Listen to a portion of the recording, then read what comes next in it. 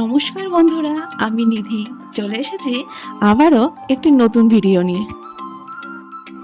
তোমরা সবাই কেমন আছো? আমি কিন্তু বেশ ভালোই আছি।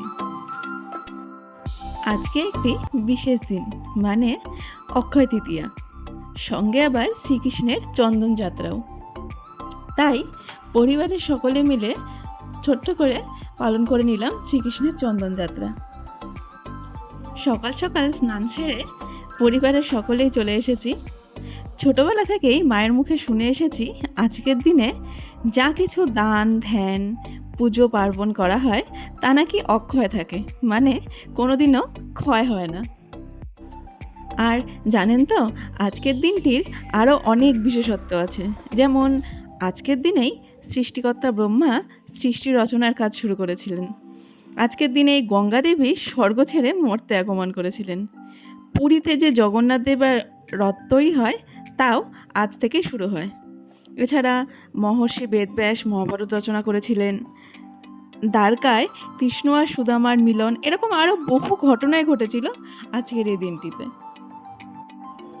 শাশুড়ি মা, আমি আর কর্তামশাই সকাল সকাল স্নান করে চলে এসেছি গোপুকে নিয়ে চন্দন মাখাতে। একে একে সবাই ভালো মতো চন্দন মাখিয়ে নিলাম। বেশ কয়েকদিন হলো গোপু আমাদের বাড়িতে ঘুরতে এসেছে। আসলে এই গোপালটি হচ্ছে আমার দিদির, মানে ননদের, কিন্তু মাঝে মাঝেই ঘুরতে আসে আমাদের বাড়িতে। দেখুন, গোপুর পুরো গায়ে চন্দনের যেন প্রলেপ পড়ে গেছে। এরপর স্নানের পালা। সবাই একে একে গোপুকে স্নান করিয়ে নিলাম।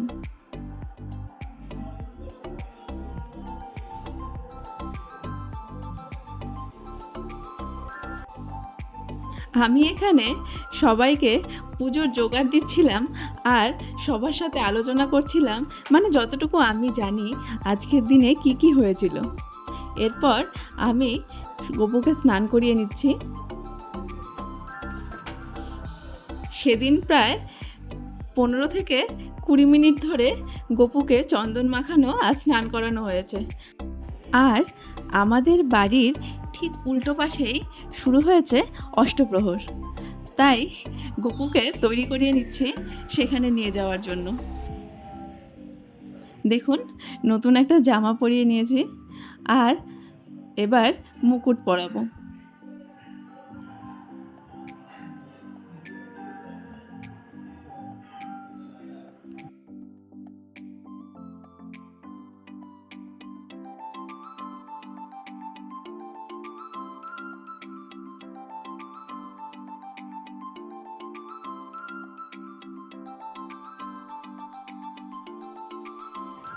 ব্যাস, এবারও পুরোপুরি তৈরি। উল্টো করে বসানোয় আমি তো ভালো মতো দেখতে পাচ্ছিলাম না, তাই শাশুড়িমাকে জিজ্ঞেস করছিলাম সব ঠিক আছে কিনা, মুকুটটা ঠিক মতো দেখা যাচ্ছে কিনা। এবার আয়নাতে ওকেও দেখিয়ে নিলাম, কারণ নিজের স্যাটিসফ্যাকশনটা সবার আগে জরুরি। আমরাও যখন তৈরি হই তখন সবার আগে আয়নাতে দেখি যে সব কিছু ঠিক আছে কিনা। এরপর চলে যাচ্ছি গোপুকে নিয়ে অষ্টপ্রহরে।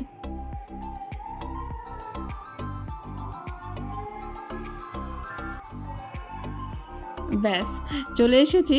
গোপু নিজের জায়গাতে বসেও গেছে। এবার সব প্রতিমা দর্শন করে আমরা প্রণাম করে চলে এলাম বাড়িতে। এখন প্রায় সকাল 11টা। সকালে হালকা কিছু খেয়েছি, খেয়ে নিয়েই বসিয়ে দিলাম দুপুরের রান্না। আজ দুপুরে বেশি কিছু করব না, তাড়াতাড়ি রান্নাটা সেরে নেব।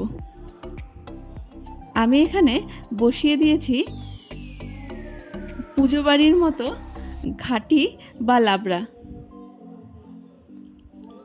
এই তরকারিটা আমার সবচেয়ে বেশি প্রিয়, যদিও ভাতের চেয়ে খিচুড়ির সঙ্গে খেতে এটা বেশ ভালো লাগে। আমার রান্না শেষ, দুপুরের খাবার বেড়ে নিচ্ছি।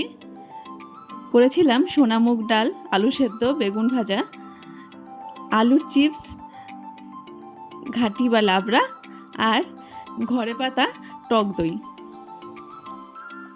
এখন প্রায় রাত ৮টা। আবার চলে এসেছি অষ্টপ্রহরে। এখন হচ্ছে সন্ধ্যা আরতি। জানেন তো, ছোটোবেলা থেকেই এই কীর্তন আমার খুব ভালো লাগে। ছোটোবেলায় ঠাকুমা, মা সবার সাথেই কীর্তনে যেতাম, কিন্তু এখন সময়ের জন্য কিংবা কাজের ফাঁকে হয়ে ওঠে না। তাও যথাসম্ভব চেষ্টা করি যাওয়ার। ব্যাস, এখন আমি গপুকে নিয়ে চলে যাচ্ছি বাড়িতে। সারাদিন বেশ আনন্দ হুল্লোড় করে এখানে ছিল। আবার আগামীকাল সকালে গপুকে সাজিয়ে গুজিয়ে নিয়ে যাব ওখানে। আসলে গপুর বিছানায় শুয়ে অভ্যাস, তো সেখানে তো সেরকম কোনো সুবিধা এখন সম্ভব নয়, তাই ওকে বাড়িতে নিয়ে চলে এসেছি। আপনাদেরকেও অক্ষয় তৃতীয়ার অনেক অনেক শুভেচ্ছা। ভালো থাকবেন এবং ভিডিওটি ভালো লাগলে অবশ্যই একটা লাইক করে দেবেন। নমস্কার।